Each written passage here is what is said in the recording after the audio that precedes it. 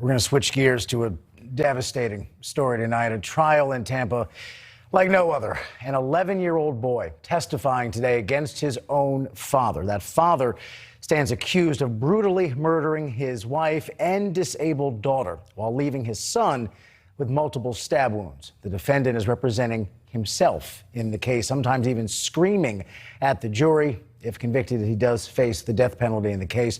News Nation's Jeff Patterson takes us inside the courtroom today for more on this. This is video from a neighbor from March of 2018 of the chaotic crime scene.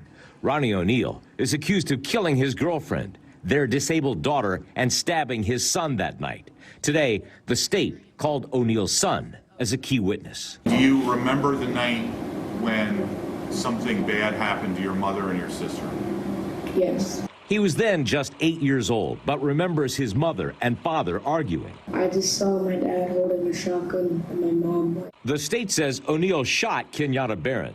He then beat her to death with the shotgun and then grabbed an axe. O'Neal's son says he saw his father then kill his sister. He hit her back in the axe and then in the head, and then there was blood everywhere. O'Neal's son says his father then attacked him. He put me on the ground, and then he had his foot on top. I was laying on my stomach. He had his foot on top of me, and he was holding me down, and he was lighting a match. The state contends O'Neal set his son on fire, then grabbed the knife and cut him open.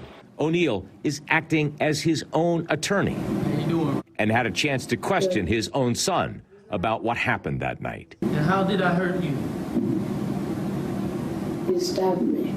Jeff Patterson, News Nation, Tampa. For more on this case, I want to bring in my colleague now, Ashley Banfield. It's hard to even listen to the report, so we're not going to belabor this too much tonight.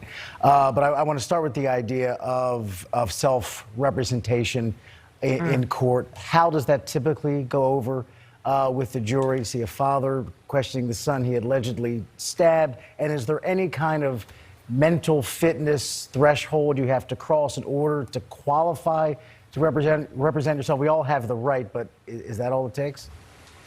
We have the right.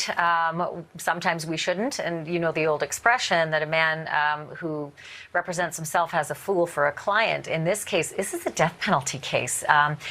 But you have that right. And competency is a bar that has to be met. He has met it. And so the judge will watch carefully to see that he can actually afford himself a defense, which it appears he has a rudimentary knowledge of the law. He opened by, as you said, Rob, screaming at the jury, telling them that the evidence was trumped up and fabricated, that the police had made up all sorts of things because they couldn't meet the bar, for the charges. But the truth of the matter is this, and it is simple. That little boy has incredible detail, and he has methodical detail, and he's able to recount calmly in that courtroom exactly what happened to his mom, what happened to his sister, and what happened to him. And some of the details are very specific and very unique, and that is not lost on a jury.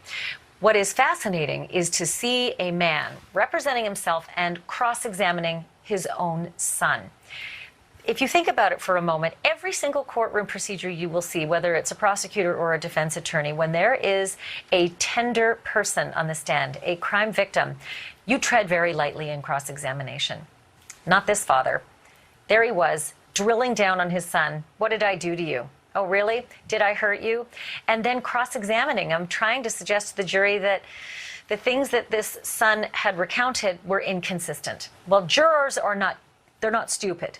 They also recognize if a man is prepared to do that to his son on the stand, then there might be something else afoot. So listen, this whole thing, while so difficult to watch, is truly a fascinating exercise in jurisprudence.